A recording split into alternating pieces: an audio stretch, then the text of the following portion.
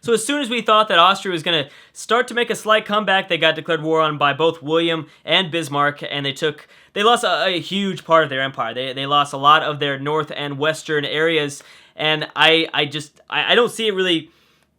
I don't see it really getting much better for Austria, although they did get up an alliance with Catherine, Russia, who is very strong in the east. So who knows? Maybe Austria will survive for a little bit longer. They still, I mean, like I said, they have their alliances that are keeping them alive. And luckily, Poland set their sights on the Huns instead of Austria, even though there was no truce. So Poland could have gone after either Austria or the Huns. They must have saw probably an easier opportunity by declaring war on Attila. So anyways, let's go ahead and check the armies again. As you can see, France is right back up there with Russia at 67,000 men. And they're the force limit's starting to really get close here. A lot of the AIs are about the same, 99, 92, and 87. France, Russia, and Poland. And look at the Persians. They're at force limit 82. They don't have as big of an army as these first three nations, but even the Persians are starting to build up a massive force of men, and they just got out of war with Babylon. So this is right after war, and they're still... So who knows? I mean, I don't know. As you can see, they don't have much manpower, though. Poland doesn't have much manpower either. I'm wondering if they've lost a lot because of the winters in that region. Let's check who else has a lot of manpower. So currently, the most manpower is to Augustus at 23,000. Then it's the Celts. Then it's Netherlands. Then it's Sweden, Russia, and then a few. Actually, wow! Surprisingly enough, it's a colony, the West Indies colony. I didn't realize that region provides so much men. That's pretty crazy. And we have Florence doing pretty well for themselves also. So yeah. Oh man, Russia's just got up a whole bunch more just right now. They just grabbed 10,000 more men, pretty much. Wow. Who has the most mercenaries? I always like looking at this. Okay, so again, it's Venice and it's William, the Ottomans, and they need it because they're at war with. They're trying to defend their ally of the Huns, Attila, but I don't think it's going so well. And Songhai doesn't have much manpower, so that probably explains why they also have a lot of mercs. A lot of the Islamic alliance have a lot of mercs. Okay, let's see what happens here. Poland's about to grab the final Hunnic province, and they're going to be completely under siege. So I'm fully expecting a full annex from Poland, and I think the Huns are going to be gone here. We'll see. And look, I mean, even Poland's pushing into Ottoman territory now. They've got to finish this up though, and Riga's doing the job for them. Well, they were doing the job for them. I'm surprised at how big the Rigan army is. Pretty shocking. Oh, looks like there's another war going on. Oh, no, it's not. That's not another war. But Sweden is pushed all the way. Whoa! So when did that happen? So again, I always got to double check on these wars because initially the war was just between, I think, Poland, Sweden, the Huns, Ottomans, and Egypt. Now the Persians have joined in on the Hun side. I think trying to protect their Islamic... The Huns are Sunni, right? Yeah, they're following Sunni, I believe. Is that true? Something. I mean, the region is following Sunni. I don't think Attila is himself, I think, is following, I don't know, Catholic or Catholicism. I don't know. No, he's also Sunni. Because it's all like shaded out. It's because all these lands are under siege by Poland. So maybe the Persians didn't want to lose. Well, I mean, that doesn't make any sense because Persia is not Sunni. Well, who knows? Nonetheless, some more friends have got called in. Oh, you know what? Someone just left. No, there's two separate wars going on. Oh, Egypt's fighting two separate wars, and one is against Russia. So what's Russia doing? Russia is against the Ottomans. Oh my gosh, almost all of Africa except for Morocco and Songhai have joined in. So the Middle East and a lot of Africa are fighting in on this war against just Russia. It's all by themselves. It's just Russia. They declared war on the Ottomans more than likely. They saw an opportunity. Is that the only war that's going on? Yeah, it is. It's Russia versus, they declared war on the Ottomans like we thought, and the Ottomans called in their allies, and every single person decided to back them up. Even the Huns, who were getting completely destroyed. Wow. That's ballsy there. That is pretty ballsy. When did England grab this territory? They must have just pieced out recently. And the entire state, the entire region of the British Isles is completely reformed. And because Germany is expanding, it's also spreading Protestantism in the heart of Europe. Wow. All these territories here are reformed too. Lots of reformation. I'm shocked. Yeah, no, I'm shocked. Okay, but these are the only interesting kind of religious mechanics that are going on currently in the Catholic world. Nothing else. Man, that is pretty ballsy of Catherine, but she's going to be able to do it. She's got the biggest military in the world. That's probably why she had built up 78,000 men. 78,000. Excuse me, 78,000. She probably knew the alliance that she was going to face. Ooh. Oh, this is just the Ottomans. Wow, the Ottomans aren't even helping out their friends. They're just going after Venice. That's a 33 stack of Ottomans. Wow. And why is Rome in Austria? That's a weird one. Oh, that's smart. They just got him out of the war, didn't they? Yep. Yes, they did. That was pretty smart of the Ottomans, but then again, you're getting pretty messed up by both Poland and Russia. I don't know if I would do that if I were you, Ottomans. That was smart. I mean, you got one nation down, like 2 or 3 more to go, but still, probably not the best when you're, fighting just a huge force over here. Jeez, I mean, this isn't even fair. Let's check the war scores that each of these individual nations have. So we have 16 for Russia and 24 for Poland. It's not as much as I thought, but eventually, these nations are gonna start to separate peace at some point. Again, let's check on this. Liberty Desire is only down to 62. Man, it's too bad. Brazil might have to come. Is that Rome? Yes, it is. That is Rome. 2 provinces, cutting off both New England and Celtic Canada. Celtic Canada. I'm sorry. I'll try to say it right. The Celts Canada. Spain, Super Spain, Mexico is doing a good job continuing. Isabella's continuing to push forward and making this colony the best they can. France, Colombia, pushing more and more into Central America. And I think this is out of their colonial region, too. No, they can go pretty far up. Never mind. They're fine. Yeah, no, they're totally fine. Can't wait to see who's going after California. Colonial California. I think it's going to be more than likely William. William's going to completely satisfy everything in La Plata is going to be under William's control. I think at that point he's going to dive up here for California, then Alaska, and then boom. I think that's going to bring William. I think William and Spain. I'm sorry, William and Sweden are going to be facing it. They're going to be at it between each other. Okay, so again, they haven't peaced. Oh, wait, what happened? Oh my goodness. Ottoman peasants. So I think the Ottomans might be in a peasants' war. Perhaps. Maybe they are. Looks like I'm confused. So what happened? So I'm guessing, Poland separate peaced the Ottomans. Very, very smart. So now you're only fighting the Egyptians and the Huns. Not having to worry about that, so you can just sit here on those provinces and get a whole bunch of war score. We also have Rome and Carthage. Once again, that war, I thought, just broke out like a few videos ago. That wasn't too long ago that these guys were at war with each other. Well, Carthage hasn't brought in all of their alliance, and I'm assuming it's because of the huge Russian Crusade against the Ottomans that is formed. I don't think the Islamic Alliance, I don't think they want to deal with another foe. Something like Rome and France. That's not a good combo. So they're going after Sardinia. They're going to try to take away southern Sardinia, which is smart because all they have to do is sit on it, and they're going to do it. They will for sure do it.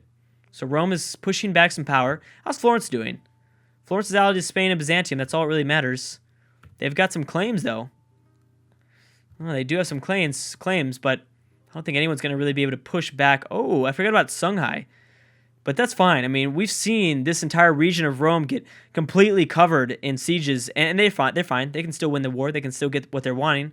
They probably can't take much more than that one province that they're trying to ask for, but still something. Always like checking on Liberty Desire, but I'm sure that probably these Dutch colonies aren't. They're pretty happy. I'm thinking 36 for the West Indies. And I'm actually more. There we go. I think we're going to see Canada maybe even before Brazil, only because the Celts are just getting weaker and weaker and weaker, and eventually they're just going to be in Iceland, and Canada is going to be. I mean, I think right now Canada's stronger than the Celts, and the Celts are continuing to help them, and they're continuing to colonize, which is not smart. They're pushing for a very strong Canada. As you can see, this is Celtic control. And eventually, that obviously, when this gets established as a fully functioning colony, it's going to go to Canada's territory and Canada's empire. Not smart, but yeah, I mean, that's a for sure thing. I mean, Canada's going to get their independence at some point. There it goes. Boom. Huns are gone. And we've lost, what is that? Is that the third nation? Because I know we lost Belgrade, Sidon, and Portugal's still around. I think that might be it. I think that is the third nation. We might see Ethiopia as the fourth, though.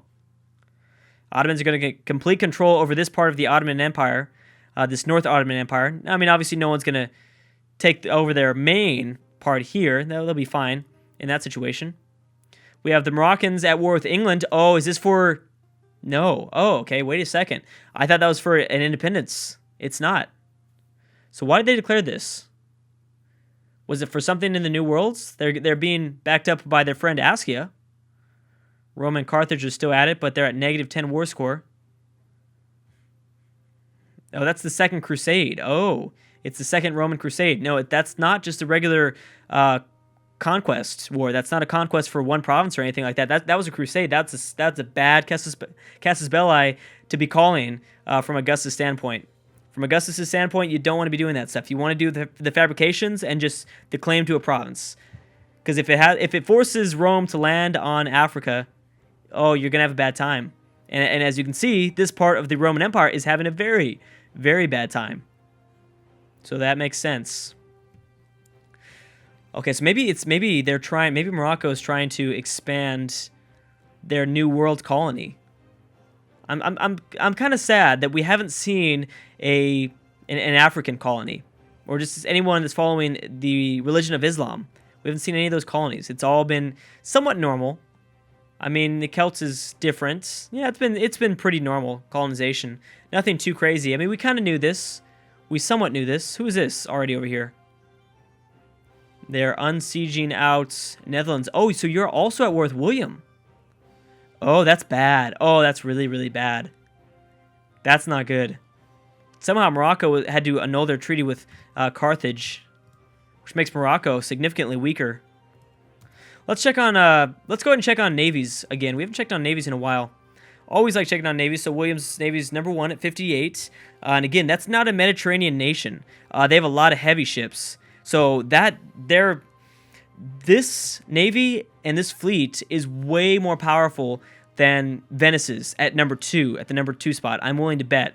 Because Venice has 0 heavy ships. They have close to the amount of same, ships overall.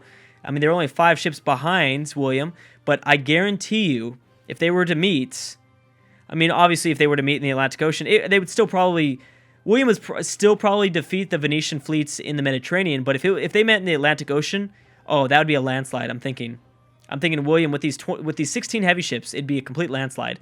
Although, that's not necessarily true, because Venice has 45 galleys, whereas William has 25 light ships. I don't know. I still think it would be heavily in William's favor, especially if they met in the Atlantic Ocean. These galleys aren't going to help them out in wide oceans like that. The galleys are good for inland seas like the Mediterranean. France is doing good for themselves as well, 38, but nowhere near the pack, the top 2 levels at 58 and 53. But yeah, France is at 38, Byzantium Empire is at 32, England's at 31. Surprised to see such a small fleet for Elizabeth. Something that we're really not used to seeing, especially from that England game there.